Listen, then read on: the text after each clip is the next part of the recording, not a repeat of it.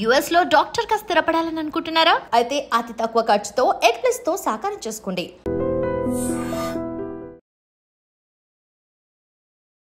నమస్తే, welcome back to IT media. నేను మీ ఝాన్సీ. రీసెంట్గా మీకు తెలిసిన వాళ్ళలో ఎవరైనా నీ సర్జరీస్ చేయించుకున్నారా? ఆ తర్వాత కూడా వాళ్ళకి పెయిన్స్ రావడం కానీ మళ్ళీ తరచూ హాస్పిటల్కి వెళ్ళడం చూస్తున్నారా? ఒకవేళ మీరే ఆ వ్యక్తి అయితే ఈ వీడియో మీకు చాలా ఉపయోగంగా ఉంటుంది. లాస్ట్ వరకు స్కిప్ చేయకుండా చూడండి. ఇంకా మీ ఫ్రెండ్స్లో కానీ రిలేటివ్స్లో కానీ ఎవరైనా కానీ రీసెంట్గా ఆపరేషన్స్ చేయించుకున్నా, ఇంకా ముందు చేయించుకోవాలి అనుకుంటున్న వాళ్ళు కూడా ఈ వీడియో ఫార్వర్డ్ చేయండి. ప్రస్తుతం అంతా ఉన్నారు న్యాచురోపతిక్ డాక్టర్ షాగుప్తా గారు. నమస్తే అండి. ఈ మధ్యకాలంలో అంటే మీరు అన్నట్టు ఇందాక ఒక వీడియోలో మెన్షన్ చేశారు, జలుబు దగ్గు అనేది ఎంత కామన్గా వస్తుందో నీ ఆపరేషన్స్, క్యాన్సర్, పీసీఓడి అనేవి ఈ మధ్యకాలంలో తరచూ వింటున్నాం. అసలు 10 మందిలో ఒక 5-6 మందికి ఖచ్చితంగా ఉంటున్నాయి. మరి ఇలా నీ ఆపరేషన్స్ చేయించుకున్న వాళ్ళు ఫర్దర్గా నెక్స్ట్ లైఫ్ అనేది వాళ్ళకి ఎలా ఉండాలి, ఎలాంటి జాగ్రత్తలు తీసుకోవాలి?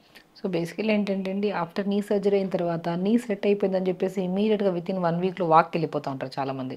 చాలామంది నేను గమనిస్తుంటాను. దాని తర్వాత అది నీ సర్జరీ అనేది సక్సెస్ అవ్వలేదు అని చెప్పేసి ఇది అయిపోతూ ఉంటారు. సో నేనేమంటే, ఆఫ్టర్ సర్జరీ ఏ సర్జరీ అయినా సరే అయిన తర్వాత మనం ప్రికాషనరీ మెథడ్స్లో కొంత రెస్ట్ తీసుకోవాలి. ఎన్నాళ్ళు రెస్ట్ తీసుకోవాలి? ఆల్మోస్ట్ 10 to 15 డేస్ రెస్ట్ తీసుకొని 10 to 15 డేస్ తర్వాత ఫిజియోథెరపీ కూడా చేయించుకోవాలి.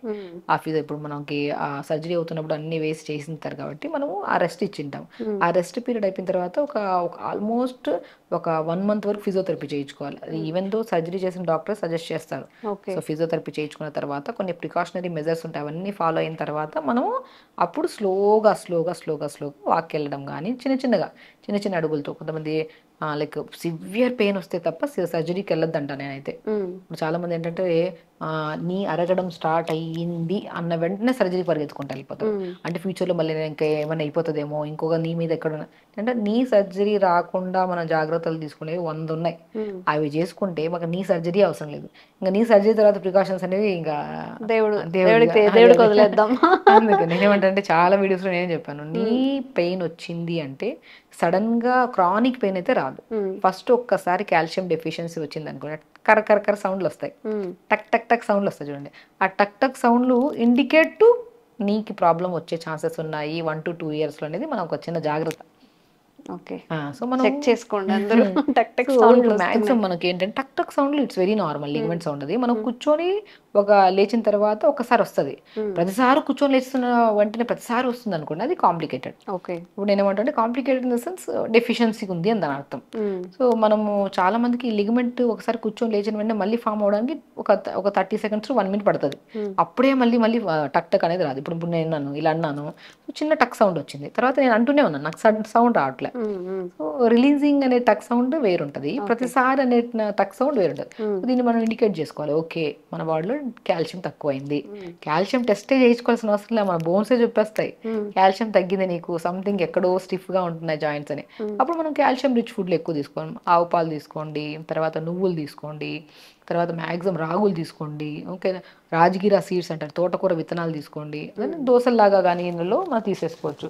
ఇంకోటి ఈ మునక్కాళ్ళు తీసుకోండి, పాలకూర తీసుకోండి, వీటన్నిటిలో రిచ్ కాల్షియం ఉంటుంది. ఇవి తీసుకోండి. ఎలాగా మనం డైట్లో మనం డైలీ తీసుకుంటున్న దాంట్లో కొద్దిగా యాడ్ చేసుకొని రెగ్యులర్గా తీసుకుంటున్నాం, విత్ ఇన్ 1 week 2 weeks లో మీకు టక్ టక్ సౌండ్ తగ్గిపోతుంది.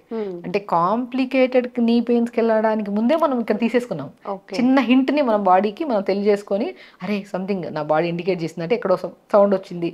దాన్ని మనం మునక్కాడలో కానీ, మునక్కాడలు చాలా అద్భుతం అండి. అసలు మునక్కాడలు మనము కూర చేస్తే ఒక ఇంత గిన్నెడు పెట్టుకుని తినేస్తే ఓవర్ హీట్ అయిపోతుంది. చాలా మందికి ఏంటంటే మునక్కాడలు తీసుకుంటే హీట్ అయిపోతుంది అని తింటారు, 2-3 ముక్కలు తింటే హీట్ అవ్వదు, అదే పనిగా తింటే ఇంకా కూర్చొని పెట్టి ఇంకా అదే అన్నం పక్కన పెట్టి ఇంకా నమ్ములుతూనే ఉంటారు. It leads to heat. ఏదైనా సరే ఒక మోతాదులో తిన్నంత వరకు అది ప్రాబ్లం కాదు, మోతాదు దాటిన తర్వాత అది కాంప్లికేటెడ్ అవుతుంది. సో డైలీ 3 ముక్కలు తీసుకోండి. ఇప్పుడు సాంబార్లో వేస్తుంటారు కొంతమంది, లేదంటే మునక్కాళ్ళని ఉడకబెడితే పిప్పంతా వస్తుందా, ఆ పిప్పంతా తీసేసి చపాతీ పిండిలో కలుపుకొని చపాతీ చేయండి, ఆ పిప్పంతా తీసి రాగి జావలో కలుపుకొని రాగి జావ చేసుకోండి. ఎంత అద్భుతం అండి అసలు. అక్కడే మీకు కాల్షియం క్లియర్ అయిపోయింది. మీకు నేను ఇప్పుడు 10 రకాలు చెప్పాను, ఆల్మోస్ట్ నేను వెజిటబుల్స్ చెప్పాను, ఫ్రూట్స్ లో కూడా పొమోగ్రానేట్ తీసుకోవచ్చు, నట్స్ లో కూడా పంకిన్ తీసుకోవచ్చు, వాటర్ మిలన్ సీడ్స్ లో మోర్ కంటెంట్ ఆఫ్ కాల్షియం ఉంటుంది. ఇవన్నీ ఉంటాయి, ఇన్ని రకాల్లో కూడా మీకు కామన్గా దొరికేది మునక్కాయలు. ఎందుకంటే వీటిని మించింది మునక్కాయ. మునక్కాయలు మనం రోజు మూడు ముక్కలు 4 ముక్కలు జావలో తీసుకోవచ్చు. మీకు 4 విధాలు చెప్పాను. అది కూడా జావలో తీసుకోవచ్చు, చపాతీ పిండిలో కలుపు, ఇడ్లీ చేస్తున్నప్పుడు కూడా ఆ బ్యాటర్లో కలుపుకొని ఇడ్లీ కూడా చేసుకోవచ్చు. సో అప్పుడు మీకు ఏమవుతుంది, వితిన్ 1 to 2 వీక్స్లో కాల్షియం సప్లిమెంట్ ప్రాపర్గా బాడీకి అంది. అట్లీస్ట్ మీకు అది కూడా అందలేదని ఎవరు చెప్తారు, మీ బాడీ చెప్తుంది. ఆ టక్ టక్ సౌండ్లు కొద్దిగా కంట్రోల్ అవుతాయి. ఓకే. సో అది. సో నెక్స్ట్ పాయింట్ ఏంటంటే తిమ్మిరి, మోకాల కిందన కానీ పట్టేసినట్టు తిమ్మిరి రావడము, కూర్చున్న లేసిన సపోర్ట్ తీసుకొని లెగడము, ఒక టైప్ ఆఫ్ డిస్కంఫర్ట్నెస్. ఇది సెకండ్ స్టేజ్ ఆఫ్. సో దీనికి ఏం చేస్తాం, B12 deficiency. So B12 deficiency మనం ఏం చేస్తాం, మ్యాక్సిమం నేను చెప్తుంటాను చాలా మందికి, పాలకూర కానీ తోటకూర కానీ, ఇప్పుడు మనం కొంతమంది నాన్ వెజ్ తినే వాళ్ళకి ఫిష్ తీసుకోమని చెప్తుంటాను. సో వెజిటేరియన్స్లో అయితే ఎన్ని వెజిటేబుల్స్లో ఉంటుందండి బి కాంప్లెక్స్ విటమిన్ అనేది, ఆల్మోస్ట్ అన్నిట్లో ఉంటుంది. స్పెసిఫికల్గా ఒక దీని గురించి మాట్లాడుకోవచ్చు. ఇప్పుడు హయ్యర్ దెన్ మనం మాట్లాడుకున్నాం అనుకోండి, గోందు కతీరా అంటారు. గోంద్ కతీరా ఉంటుంది, గోంద్ ఉంటుంది, రాజగిరా సీడ్స్ ఉంటుంది, సింఘాడ ఫ్రూట్ ఉంటుంది. ఇవన్నీ మనకు దొరకేటప్పటికల్లా మనకి మోకాళ్ళ నొప్పులు స్టేజ్ సింఘాడ ఫ్రూట్ అని మనకి చాలా మంది బండ్లలో అమ్ముతుంటారు. ఈవెన్ మన ఎక్కడైనా దొరుకుతుందండి, చాలా ప్లేసెస్ లో దొరుకుతుంది. సింఘాడ ఫ్రూట్ అంటే బొగ్గులాగా ఉంటది ఇట్లాగా. దాన్ని తీస్తే దాని లోపల కండ తెల్లగా ఉంటది. దాన్ని పౌడర్ చేసి చపాతీలో వాడుతుంటారు. యాక్చువల్లీ ఏంటంటే ఇప్పుడు మనకి మాక్సిమం కొన్ని నార్త్ ప్లేసెస్ లో మోకాళ్ళ నొప్పులు తక్కువ ఉంటాయి. వాళ్ళకి ఏంటంటే calcium, B12, D vitamin rich content of rajgira seeds ఎక్కువ వాడుతుంటారు. వాళ్ళు సన్నగా కూడా ఉంటారు చూడండి, ఎందుకంటే దీంట్లో ఫైబర్ ఎక్కువ ఉంటుంది. అటు చపాతీల కోసం ఇదే వాడతారు. మనం గోధుమ పిండికి అలవాటు అయిపోయాము, వాళ్ళు అక్కడ సింఘాడ ఫ్రూట్ కి అలవాటు అయింటారు, రాజగిరా సీడ్స్ కి అలవాటు. వీటిలో మోర్ కంటెంట్ ఆఫ్ ఫైబర్ ఉంటుంది, బరువు పెరగనివ్వదు. 1-2 చపాతీలు తిన్నా కూడా బాడీ బ్యాలెన్సింగ్ గా ఉంటది అనమాట. సో అది మనం రెగ్యులర్ గా మనం ఎక్కడైనా దొరుకుతుంది కాబట్టి దాన్ని మనం జావల్లో కానీ చపాతీల్లో కానీ రాగి సంగటి చేస్తున్నప్పుడు రాగి పిండి కాకుండా సింఘాడ ఫ్రూట్ పౌడర్ వేసి వాటర్ ఫ్రూట్ ఉంటుంది దాన్ని యాక్చువల్లీ, అది వేసేసుకొని సంగటి లాగా చేసుకుని తింటే ఇంకా అద్భుతం కదా. ఓకే, అలా ఇవి తీసుకుంటే మనకి B12 డెఫిషియన్సీ క్లియర్ అయిపోతుంది. ఇది దాటిన తర్వాత ఇంకంతే, నడుస్తున్నప్పుడు ఇటు అటు నడుస్తూ ఉంటాం, అంటే సంథింగ్ డ్రాగీగా నడుస్తాం. బాగా రన్నింగ్ చేసే వాళ్ళకు ఒక్కసారి డిస్కంఫర్ట్నెస్ అనిపిస్తుంది, వాళ్ళు స్లో రన్ చేస్తారు, లేదంటే కాళ్ళని ఈదుతారు లైట్గా. ఈ స్టేజ్కి వచ్చాక D విటమిన్ డెఫిషియన్సీ. ఇప్పుడు B12, D విటమిన్, ఐరన్ 3 డెఫిషియన్సీస్లు కూడా మనకి బికాస్ ఆఫ్ ఈ సిమ్టమ్స్ కనపడతాయి. ఈ 3 టెస్టులు చేయించుకోండి ఫస్ట్. అందులో ఏ వాపితే ఇప్పుడు ఐరన్ డెఫిషియన్సీ అంటే నేను కొన్ని చెప్తాను. ఇప్పుడు బ్లాక్ కిస్మిస్ కానీ, అంజీర్ కానీ, తోటకూర కానీ ఐరన్ డెఫిషియన్సీ. ఐరన్ తక్కువ ఉన్నా కూడా కొన్ని నరాల బలహీనత రావడానికి ఛాన్సెస్ ఉన్నాయి. సో ఐరన్ కానీ B12 కానీ తగ్గితే ఫస్ట్ వచ్చేది తిమ్మిరి and type of burning sensation. ఇప్పుడు కాల్షియం తగ్గితే టక్ టక్ సౌండ్, B12 తగ్గితే డ్రాగీ పెయిన్ అనమాట, ఒక టైప్ ఆఫ్ ఏదో ఇంటర్నల్గా ఎవరో పట్టి లాగినట్టు ఉంటుంది నరాన్ని.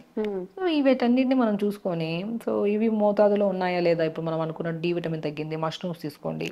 ఎన్ని లేవండి, pumpkin seeds, watermelon seeds, pool makhana, తామర గింజలు అంటారు, అద్భుతం అసలు అవి. ఇవన్నిటిని మనము ఫుడ్ లో తీసేసుకున్నాం అనుకోండి, ఈ డెఫిషియన్సీని ఇక్కడే క్లియర్ చేసేసాం. ఇంకా తర్వాత మనకు మోకాళ్ళ దగ్గర ఎక్కడ డ్యామేజ్ అయ్యే ఛాన్సెస్, ఇవన్నీ డెఫిషియన్సీస్ అయ్యి మనం నెగ్లెక్ట్ చేసాం అనుకోండి, జాయింట్ కి మధ్యలో సైనోవిల్ ఫుడ్ అవుతుంది. అది పక్కకు పోవడం వల్ల ఈ బోన్కి మధ్యలో రాపిడ్ ఎక్కువైపోయి పెయిన్ రావడము ఒకటి కాదు, ఇంకా అలా కాంప్లికేషన్ అయ్యి లాస్ట్ కి నీ సర్జరీకి వెళ్తారు. ఆ నీ సర్జరీ అయిపోయిన వెంటనే ఇంకా సర్జరీ అయిపోయింది, మా ఇంటి పక్కన వాళ్ళు ఎవరో సర్జరీ చేయించుకున్న వెంటనే వాళ్ళు గంతులు వేస్తున్నారని చెప్పి గంతులు వేయడం స్టార్ట్ చేస్తారు. ఎవరు ఆఫ్టర్ నీ సర్జరీ తర్వాత మనము మన బాడీ వెయిట్ కూడా చూసుకోవాలి. సర్జరీ అయిన తర్వాత మనం బాడీ మెయింటైన్ కూడా చేసుకోవాలి వెయిట్ని. హెవీ వెయిట్ పెట్టుకుని సర్జరీ అయిన తర్వాత కూడా మనం వితిన్ 1 to 2 వీక్స్ మళ్ళీ మోకాళ్ళ నొప్పులు వస్తాయి. ఆ వెయిట్ అంతా మోకాళ్ళ చెప్పు మీద పడుతుందా, ఈవెన్ మోకాళ్ళ నొప్పులు రావడానికి ఒక 70% కారణం obesity, weight loss, weight gain. So ఆ వెయిట్ ని కూడా మనం ఆఫ్టర్ సర్జరీ కూడా వెయిట్ ని మెయింటైన్ చేసుకోవాలి. తర్వాత మనం గెంతుదాము, ఒక టైం పడుతుంది. టైం బీయింగ్ లో ఫుడ్ మార్చుకుంటూ కొద్దిగా ఫిజియోథెరపీ చేసుకుని ప్రికాషనరీ మెజర్స్ తీసుకుంటుంటే ఆఫ్టర్ సర్జరీ తర్వాత ఇంకా లైఫ్ టైం పెయిన్ రాకుండా కూడా బ్యాలెన్స్ చేసుకోవచ్చు. చిన్న ప్రికాషన్స్ తీసుకొని చేసుకోవాలి. అండ్ ఎవ్రీడే నేను ఏమంటాను, నువ్వులను కానీ ఏదైనా ఉంటే జాయింట్స్కి అప్లై చేసుకోండి. నొప్పి వచ్చినప్పుడు కాదు, నొప్పి రాకముందే మంచిగా మోకాలకు అప్లై చేసుకోవడము, అరికాలకు రాసుకోవడం ఇవన్నీ చేస్తే, so prevention is better than cure అంటారు. సో మనకి మనం వచ్చిన తర్వాత క్యూర్ చేసుకునే పద్ధతిలో కాకుండా ఫస్ట్ ముందు నుంచి ప్రికాషన్స్ తీసుకుంటే బెటర్ కదా. ఇలా మెయింటైన్ చేసుకుంటుంటే ఏ సమస్య రాకుండా మేనేజ్ చేయొచ్చు. ఓకే. ఫస్ట్ మీరు ఒబెసిటీ తగ్గించుకోండి. మీ ఏజ్ కన్నా ఎక్కువగా కనిపిస్తున్నా, బాగా లావుగా ఉన్నా కానీ దాన్ని కంట్రోల్ చేసుకోవడానికి ట్రై చేయండి. మోస్ట్లీ 70% ఆఫ్ మోకాళ్ళ నొప్పులు కానీ సర్జరీస్ కానీ వెయిట్ వల్లనే జరుగుతాయట. అండ్ మీ ఫుడ్ హ్యాబిట్స్ మేడం ఇప్పుడు ఏవైతే మెన్షన్ చేశారో అవన్నీ చక్కగా పోషకాలను వచ్చేలాగా ఫుడ్లో ఇంక్లూడ్ చేసుకుంటూ తింటూ ఉంటే మనకి జంక్ వైపు వెళ్ళే అవసరం కూడా ఉండదు. ఆ క్రేవింగ్స్ కూడా రాకుండా ఉంటాయి. మన హెల్త్ కోసం ఆ మాత్రం కూడా చేసుకోలేకపోతే up to you. Thank you. నమస్తే అండి. Sir, one life lesson what medicine has taught you. Whatever you can do without expecting. But I really believe మన పాజిటివ్ యాటిట్యూడ్ ఉంటేనే మనం ఏదైనా సాధించగలం. గట్ ని మనం కరెక్ట్ గా డీల్ చేసినట్లయితే అది మనకి పాజిటివ్ హార్మోన్స్ ని రిలీజ్ చేస్తుంది. షుగర్ వచ్చిన వాళ్ళ పరిస్థితి ఏంటి? పొట్ట దగ్గర పెరిగితే దాన్ని ఆండ్రాయిడ్ అంటారు, ఆండ్రాయిడ్ ఫోన్ కదా. అసలు థాట్స్ ఎందుకు వస్తాయి? బ్రెయిన్ డెడ్ అంటే దానికి ప్రపంచం అంతా కూడా కొన్ని నిర్దిష్టమైనటువంటి లక్షణాలు ఉంటాయి. మానసికంగా ధైర్యంగా ఉంటే క్యాన్సర్ జయించవచ్చు. You are a doctor for a cause sir, అంతే. వాళ్ళకి వచ్చిన ఆదాయం కాకుండా ఫ్రీ సర్వీస్ ఎంతమందికో చేస్తుంది.